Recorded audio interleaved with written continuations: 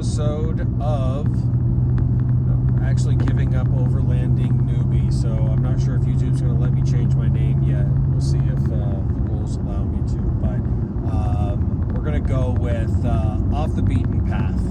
I think my adventures are far less overlanding and far more weekend warrior. So we're just going to go with off the beaten path is our new title. So this weekend I'm doing a little quick 2-night jaunt up to the Plumas National Forest, to a beautiful high mountain lake. I have never been there. My good friend Mark, say hi, Mark. Hello. My good friend Mark turned me on to this lake, and it has been, I want to say 25, 30 years? 30 years. 30 years since Mark has been at the lake. Depending on who you talk to, it may be that the Forest Service has stopped servicing the... hold on, I'm going to switch this real quick so you can see the... Alright, there we go. We are driving over Lake Oroville right now, and if anyone knows Lake Oroville, it has been a really, really long time since you've seen that much water in Lake Oroville. It is awesome. Alright, so we're back. Depending on who you talk to, this spot that we're going to on this lake had a campground that was under the service and oversight of the Forest Service at one point in time. We're not sure if it is any longer. It's still listed on their website, but it definitely would be dry camping, no water services, and it is back about 6.5, 7 miles back a Forest Service road to get access to it. But then once back there, you've got a trailhead to another beautiful lake. Rumor has it, according to my good buddy Mark here, that there are Dolly Vardens in this lake. So we're going to do a little bit of fishing for some trout, and might bust out some of the rifles and do a little bit of rifle shooting, but mainly just enjoying a beautiful ride up the Highway 162 Bucks Lake Road on our way up. So we'll get some video while we're up here, show you around, but appreciate you coming along for the ride. Talk to you soon.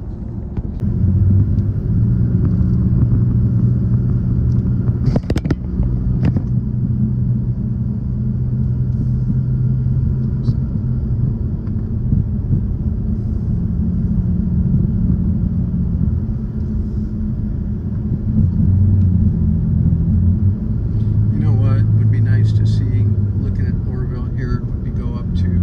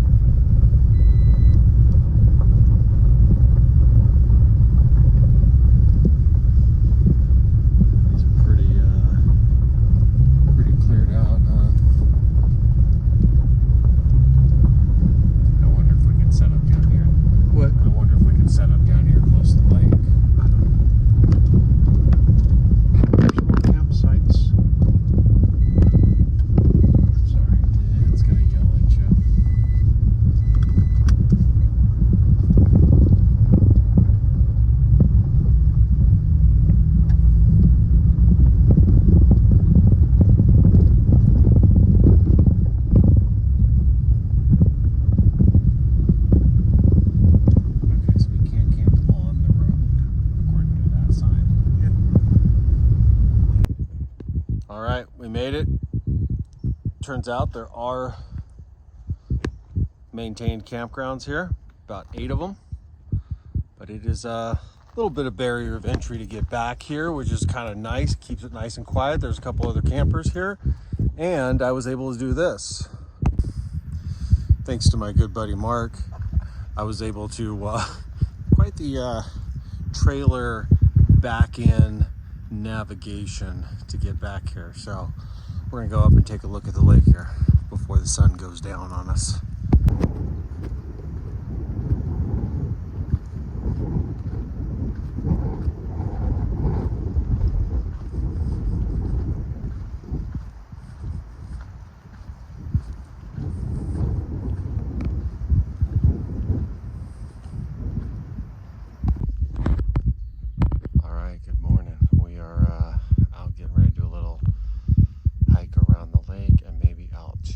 Secondary lake that's hiking only. It is a beautiful morning here. I'll show you around the lake here.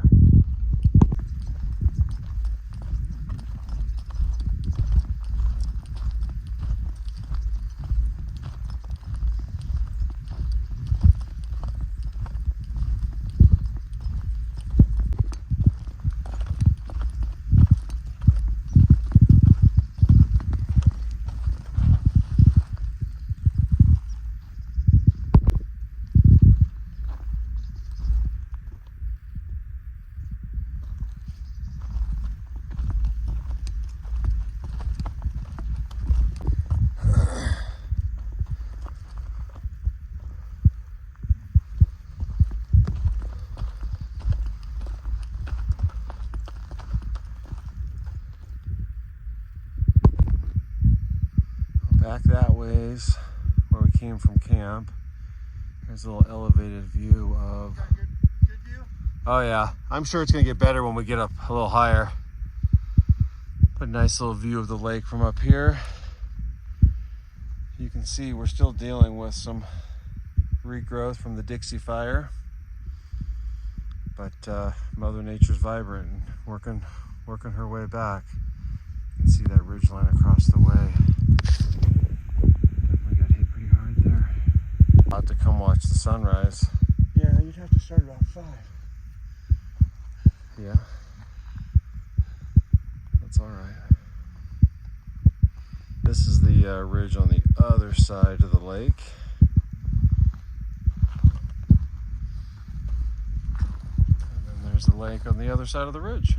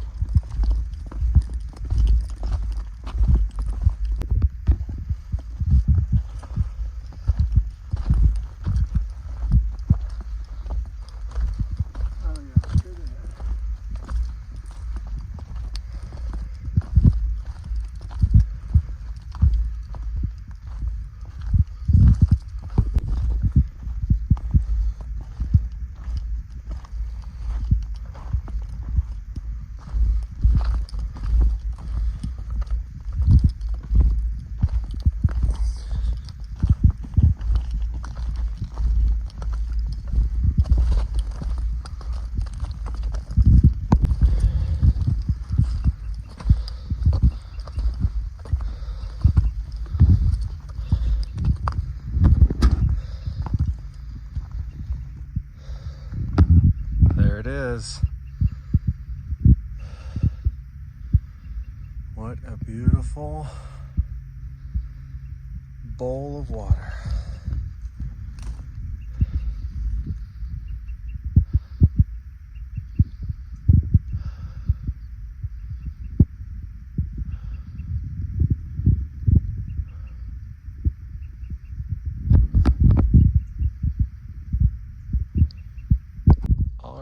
here we are. We made it back to Gold Lake.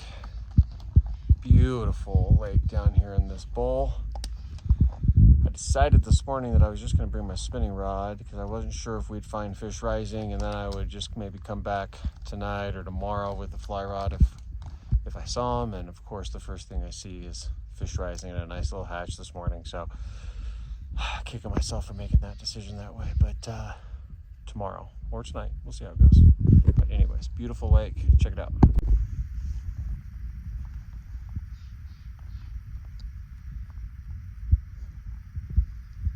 Thank you, Mark, for getting me back here. Oh, you're welcome. Thanks for sharing this beautiful piece of nature.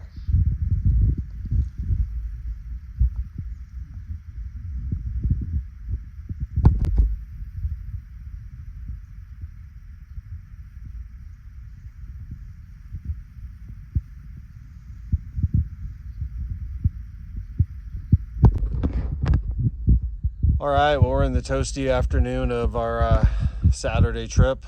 We had our morning of hiking out to Gold Lake and doing a little fishing and sightseeing out there.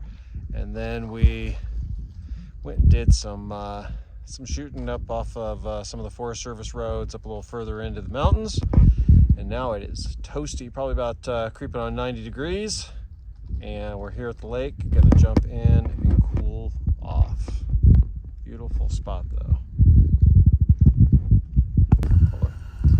All right, everybody knows I love my Coleman oven. We just got done baking some of Mark's delicious, famous chocolate chip cookie recipe. You wanna open that up for me, Mark?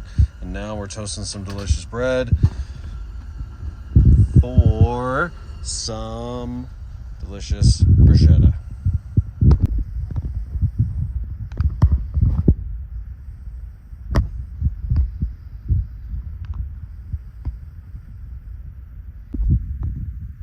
Hey there. Hi. Had a friend come visit us in camp.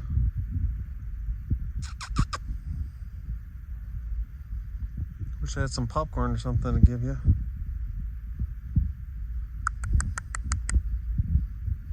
Well, we're out on a little morning hike this morning. Got the lake there behind us, but just drinking a little coffee and doing a little walk out here. But it's just beautiful along this side of the lake where it's kind of almost a little marshy, lots of ferns and wildflowers here. I'll turn the camera around and show you.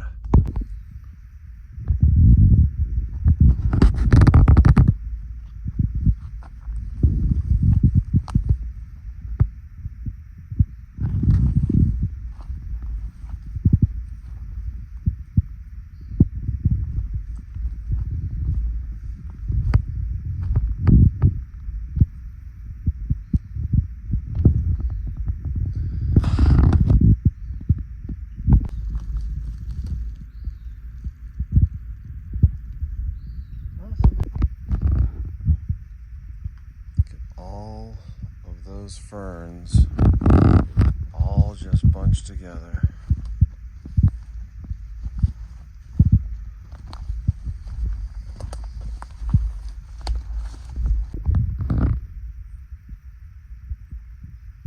Can you see the campsite? No, I don't think so. Back up in where it's green.